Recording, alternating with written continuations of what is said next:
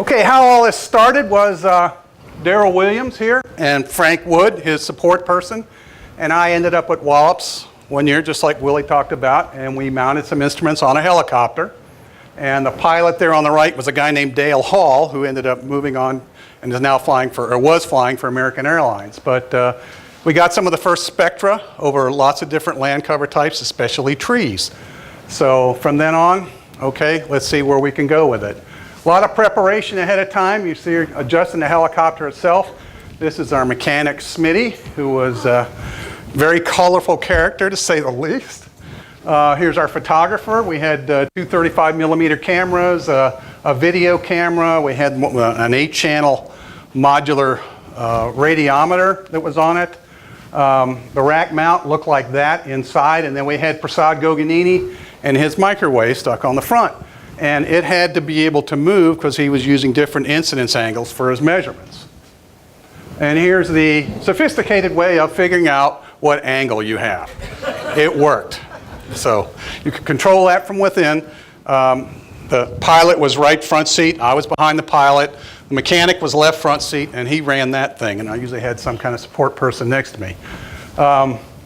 Here's a close-up of the front. Here's our calibration, our irradiance measurements to make our reflectance. And this is how you compare the radiometers. You pull them all out, stand over the panel, and make the measurements. This is Wayne Delaney, who was my support scientist. He's here. For the helicopter, that's Blaine Bladd. This is Tom Brackey. And this is Pat Starks. So Blaine is retired. Pat is now a scientist with my agency, Agricultural Research Service in Oklahoma. And I believe Tom is also retired. But we had the usual problems. Anybody remember something called RS-232? The only thing standard about RS-232 was the name. So we did have one breakdown. But generally, considering all the vibrations, things work pretty well for Fife anyway. It's a very unique environment. It's loud. You're shaking all the time. It's hot. You wear a flight suit because lots of pockets and things, and it helps you get out if there's a fire. You have about a 15-second window to get out before it gets to you.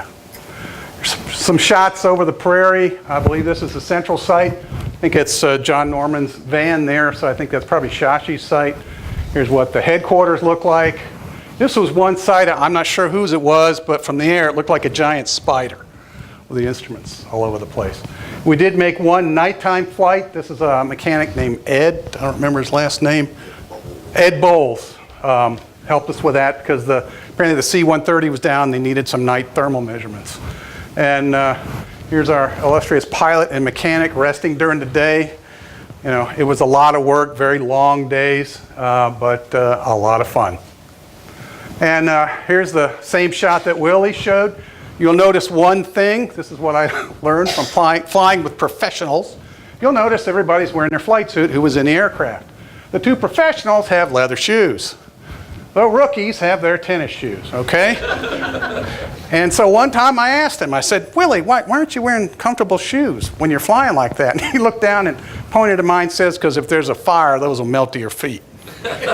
You'll notice in the later shots, I am wearing boots. Okay, Fife 89. Willie wasn't kidding about the forklift. Here's the first drill into it to put on the side of the aircraft, and I had to crank the thing up and down to get the instruments to go up and down. They were pointable. I had some controls to do that so we could get some off-nadir measurements. Prasad's device got a little more sophisticated. We got a little fancier with some of the photographic cameras. And do you remember we had Russians? And I thought, oh great, I'll have a Russian investigator to work with, right? Oh well, it's not just one. Okay, 2 guys, that'll be great. No, I had 3 Russians out of the 10 on the helicopter. So great people to work with, very good scientists and engineers. So we had a panel on the side where we put their instruments. They had a Vis-Near IR spectrometer and a thermal instrument. Some shots over the prairie. Someone gave me this. I don't know who took that, but that was kind of interesting for me because I'd never seen that view. But you can see the terrain, some of the sites. These are basically the views we had from the air. This is the JPL Cal site. I think Carol Brugge was in charge of that. We were supposed to hover over that tarp and give them some data, and it was tough, but they got some numbers. So, the Russians. This is Boris Belayev and Igor Garankov. Flew with us on a number of missions. Here they are in the calibration facility at Kansas doing the temperature-related corrections for the instruments. On this our occasion, we'd have guest crew here, one.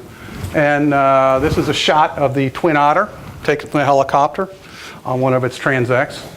And this is kind of one of those stage shots. You'll notice I was taking data, putting it in a polycorder, and loading it onto my, quote, portable computer. It was movable, but not anyway portable.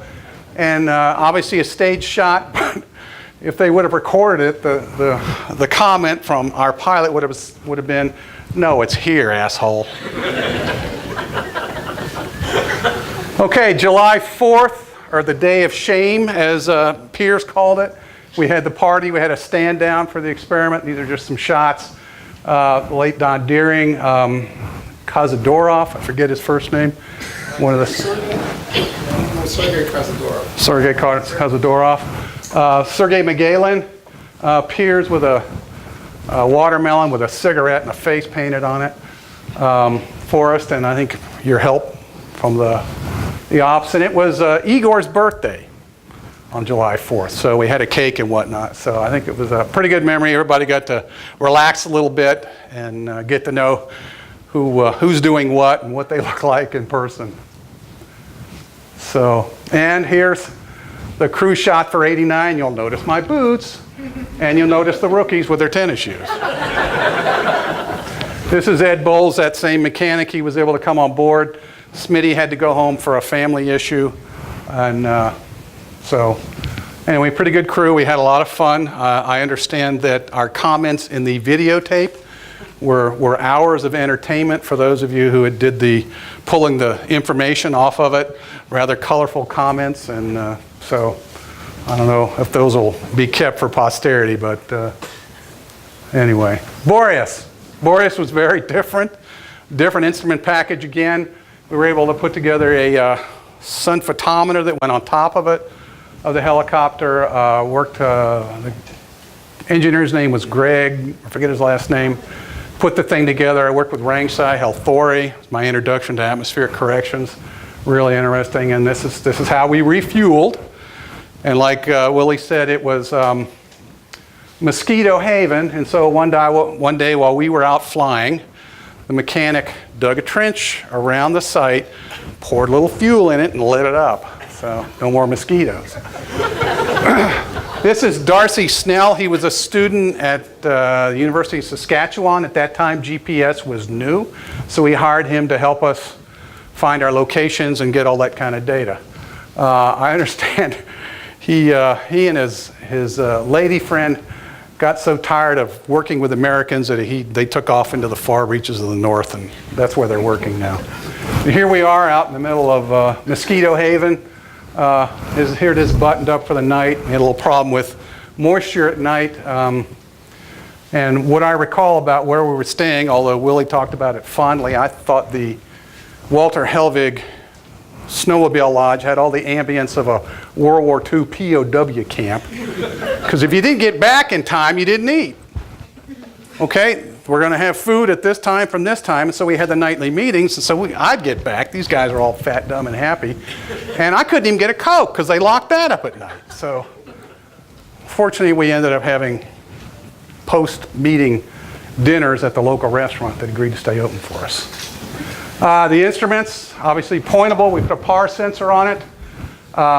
The rack got a little more sophisticated. At this point, we had the SE590 spectrometer. I had worked with the manufacturer to get the thing up to snuff, did all the software calibration and whatnot. And we had a very talented individual named Moon Kim who did a lot of our programming and system integration. He went on to get his PhD. He's now super great in my agency.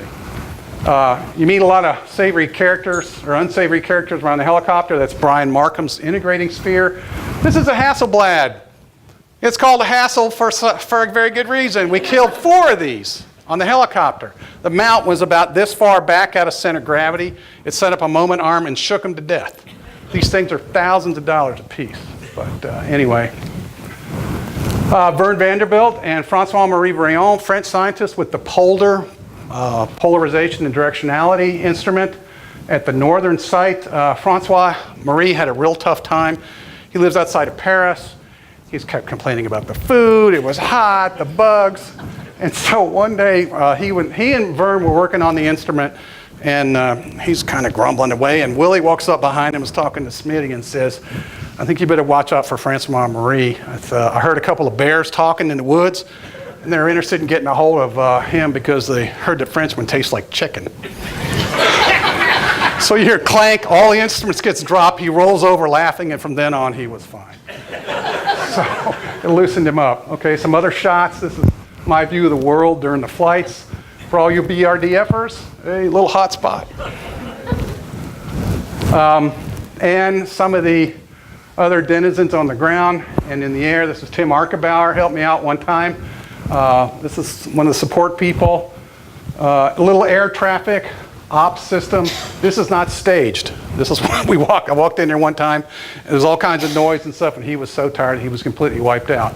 I had a birthday up there, and so they threw a little birthday bash for me, and Vern Vanderbilt, and by this time the very relaxed Francois-Marie Brion, found some labels that said bear piss and stuck it on a beer bottle and gave me that as a gift. So anyway, we got some good data, had a lot of fun. Here's Captain Willie, myself, as younger people. 424 was eventually sold on surplus, and I got a call or an email a couple years ago. Some guy bought it on surplus, was going to get it back in the air and keep it in NASA colors. I haven't heard from him since, so I don't know what's happening. But Captain Willie is now a TV personality on the Eastern Shore. He has his own TV show, Outdoors Delmarva. Outdoors Delmarva. So he's fared pretty well. I stopped doing science about 10 years ago. I went to the program staff. I'm a program leader, and things are a little different. And this is what I look like at my desk and how I feel most of the time, which is a far cry from here. So anyway, it's great to see everybody, and thank you.